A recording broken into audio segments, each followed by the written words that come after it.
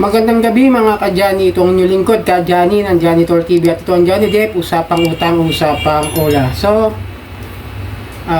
bago lahat, makikisuyo muna at maglalambing po muna ako sa inyo na pakipollow na lang po ang aking mga social media account, ang Facebook at ang TikTok at ang aking YouTube channel. At pakilike na rin po, share at hit nyo na yung notification bell para updated po kayo sa mga videos na ginagawa ko rito. So yun, pasensya na no. Papaalala ko lang, hindi na po ako sumasagot ngayon sa mga PM. Hindi sa dahilan na ayaw ko yung tulungan. Paalala ko lang po may trabaho din po ako, may sarili rin po akong buhay. Yung mga videos na ginagawa ko po, ito po ang dahilan kung bakit ko ginagawa ito. Kasi kung sa PM po, yung sasabihin ko sa inyo din sa mga videos na to, yun din ang sasabihin ko sa inyo sa PM. May iba kasi oras ng trabaho ko, may tumatawag. Totoo lang, makikisuyo po, may trabaho po ako. Medyo makakistorbo po tayo ng trabaho, baka magkaroon pa ako ng problema sa trabaho kasi nagugulat na lang ako, may magre-ring na kala ko tuloy, tawag ako sa yan sasabi ko na sa inyo, makikisuyo lang po. Hindi na po ako sumasagot sa mga PM, kailangan ko rin po ng oras para sa aking sarili, para sa aking trabaho at sa pagpapahinga. Medyo hindi po maganda yung mga naranasan ko sa katawan ko ngayon. Kailangan ko po magpahinga rin, makatulog na maaga. Medyo hindi maayos yung pangangatawan ko ngayon. Makikisuyo na lang po. Kaya kung may mga tanong kayo, itong video ko papaalala ko sa inyo simulan ko muna sa advice ngayon. Bago ko sagutin yun, nagtanong sa akin. Yung mga nangyari sa inyo, nangyari rin sa akin bilang isang OLA victim po. Yung mga harassment ninyo, nangyari rin po sa akin mga harassment na yan. Yung mga pagpupusa nyo sa FB, sa social media, nangyari rin po sa akin yan. Yung paggawa ng GC, nangyari rin po sa akin yan. So, anong gagawin natin? Wala. Deadma. Kung gusto nyo po na magkaroon kayo ng tawag doon ng peace of mind, file a complaint sa SEC. Kung may nagtatanong sa akin kung paano mag-file ng complaint sa SEC, punta po kayo sa website. Andun po, makikita naman po kung paano kayo magpapile. I-search nyo lang po sa Google, how to complain to SEC. Lalabas naman po yan. At kung gusto nyo report yung mga criminal na ginagawa nila, yung mga unfair debt collection practices, pwede po kayo lumapit sa PNP, Anti-Cybercrime, o sa NBI, Anti-Crime and Anti-Cybercrime Division. Kung malapit po kayo sa mga lugar na yan, doon po kayo pumunta at humingi po ng tulong at humingi po rin kayo ng payo kung ano po yung mga pwede ninyong gawin. Di ko po kayo kaya sagutin na sabay-sabay, mag-isa lang po ako. Ngayon, kung meron kayong ibang mga pinapanood, ganun din ang po sasabihin nila sa inyo. Andiyan po si Boss Rai, si Ate Red, si Mark Lifestyle, si Team Marcos, yan. Kasi si Pat Quinto, seryoso sa yun si Sir Pat, seryoso sa pagbibigay ng mga financing yan. Tsaka si Mami yan. Pero kung sa mga katulad ng mga pagpapayo about sa mga OLA victims, yun po, sila Ate Red, may nagbibigay ng payo, advice. Pwede nyo panoorin sila, si Mark Lifestyle, si Boss Rai, yan, number 1 yan sa pagbibigay kasi maraming alam sa lending company yan. Mas ibibigay ko sila sa inyo na maaaring makatulong din bukod sa akin. Yung po sila po yung mas may ibibigay ko na maaaring makatulong sa mga problema bukod sa kasi pagod din po ako sa trabaho, magari po akong gumigising. Pasensya na po. At sana po yung maunawaan niyo po yung sitwasyon ko rin po ngayon, no? Marami rin po akong ginagawa at medyo may talaga-aralan po kasi akong negosyo para sa next year. So yun, mayroong humihingi ng advice dito, no? Simulan natin, no? Medyo humaba ito yung intro ko walang mangyayari sa inyo. Kahit hindi nyo mabayaran yan, walang mangyayari. Pero kung gusto ng peace of mind, bayaran nyo yung principal amount o yung konting interest. Yun lang po masasabi ko po. Salamat po. Ito po yung tanong na medyo kayo na pa pansin ko talagang siguro stress na siya. Sagutin lang natin. Sir, as lang po. Sabi kasi sa akin ng pera for you, magpapadala na daw sila ng demand letter sa kapitan namin. Pag hindi ko mabayaran yun, nakuha ko sa kanila. Ano po maganda ko gawin? Pag nangyari yun, totoo po ba yun, sir? Magpapadala sila ng demand letter. Demand letter, ipapadala sa barangay. Hindi po pwede yun. Hindi po maaari yun. Papaliwanag ko sa inyo na mas malinaw. Ito. Kung sisingilin kayo ng mga lending company, ng mga OLA agent sa barangay, pupunta sila. Ito po yung ayon sa batas. Papakita ko sa inyo. Ayon sa katarungan pangbarangay law ng Republic Act number 7160 at sa Supreme Court Admin Circular number 14-93, bawal na dinggin ng lupon tagapamayapa kung ang isa sa mga partidos ay isang korporasyon o kaya ay hindi residente ng nasabing barangay. Maliwanag? Hindi sila pwedeng pumunta sa barangay para magreklamo, para maningil. Ang demand letter po, naranasan ko po mapuntahan at singil gamit ang demand letter. Inaabot po yan ng personal ng isang lending collector sa bahay mo. At kung wala ka man doon sa bahay nyo, kung meron silang mapag-aabutan na tao na nandoon, kausapin nila yon na nagbigay sila ng demand letter sa inyo. Dahil meron na po kayong due and demandable na kailangan yung bayaran na balance sa mga OLA o doon sa mga legit na lending company. Pwede po yun. Pero kung katulad nga ng mga nanghaharas, example, moka-moka, pera mo, okay peso, ano pa ba yung mga nakaraan, yung bene, yan. Yung mga nautangan nyo, yung mga nanghaharas, pero wag nyo si katulad ni Billy, si Tala, One Hand, sila Tonic, yung mga tawag doon, yung mga digital banks, katulad ni Maya, GCash, pwede po nilang gawin yan, magpunta o magpadala ng demand letter sa inyo.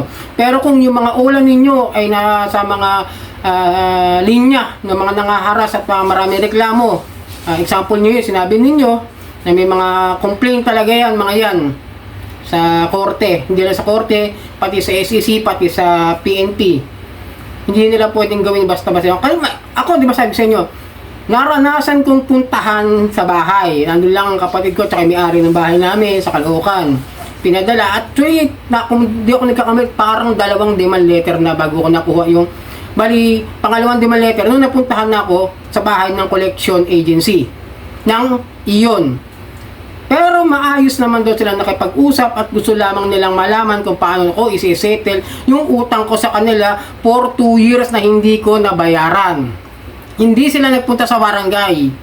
At hindi po pwedeng idaan ang demand letter sa barangay. Sana maliwanag po yung sinasabi ko sa inyo, di ba? Kahit si Boss Ray alam yon. Dati pwede, ang pagkakalala ko parang bago lang tong batas na to na bawal na sila magpunta sa barangay. Kasi dati alam ko talaga meron silang karapatan pumunta sa barangay, pero nagkaroon yata ng issue dahil naaabuso yung pagpunta-punta ng mga lending collector at ginagamit na panakot ng mga barangay. Siguro ng mga reklamo about that situation na parang may issue, butan, sabi, parang ganun, alam mo naman sa Pilipinas, di ba, konting pamerienda pwede na, kahit medyo maharas-haras na ng iba. Kaya minsan nagkakaroon ng problema sa ganung klase ng pagkolekte. Hindi katulad sa akin, ang mga naranasan ko lang, pumunta lang sa bahay, kinausap lang ang kuya ko at saka may-ari ng bahay namin, o iniwan yung papel. Pumunta ako sa bahay, pag dating ng araw na linggo, kinuha ko. Kinausap ko, tinawagan ko yung numero ng collector na pumunta sa bahay. Nandun nakalagay naman po, naka-intact doon sa demand letter.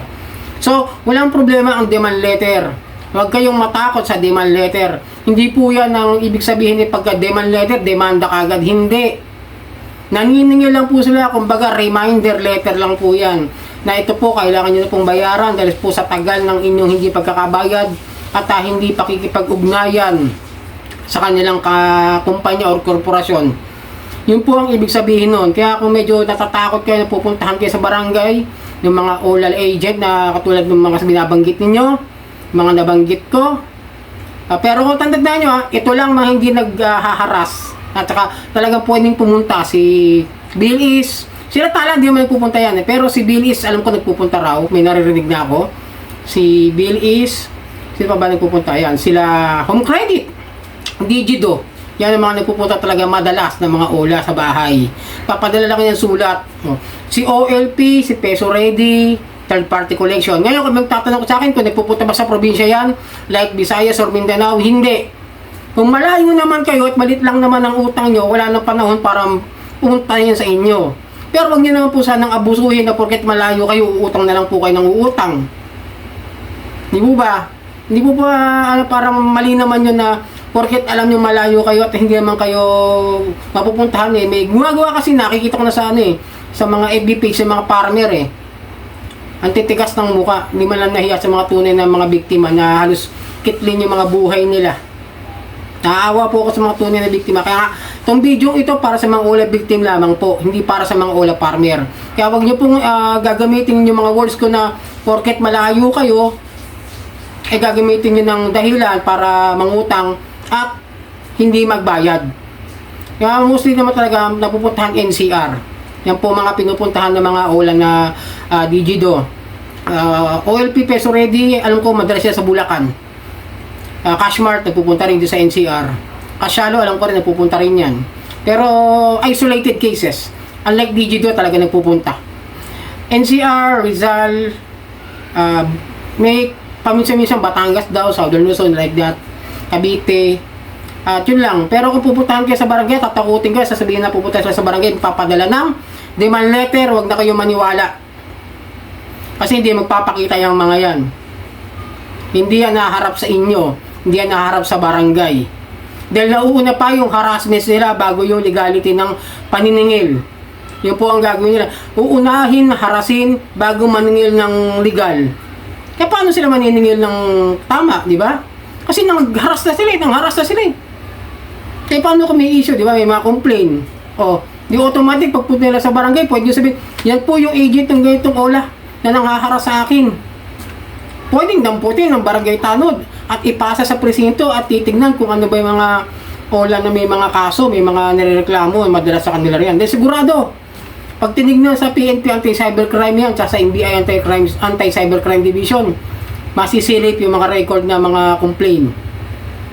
Wala kayo sa akin. Pero kung sa mga bilis lang, tala,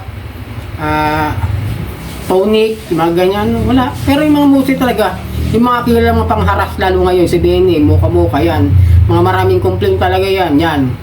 Asahan nyo na di pupunta yan. Mark my word, 101%. Kaya wag po kayo matatakot, wag kayong mag-alala kung di kayo makapagbayad agad-agad. Para sa peace of mind ninyo, kung gusto nyo, bayaran ninyo yung principal amount para lang maibalik ninyo. Kahit principal amount lang, kahit yung 15% na nasa batas, pwede nyo pong gawin nyo. Nasa inyo naman po yan. Yun lang po mapapayo ko sa inyo. No? Paalala lang po ulit, makikisugat, maglalambing lang po. At paki-follow na lang po ang aking mga social media account, ang aking Facebook, TikTok at ang aking YouTube channel. At hanggang sa muli, sarang ham nila po.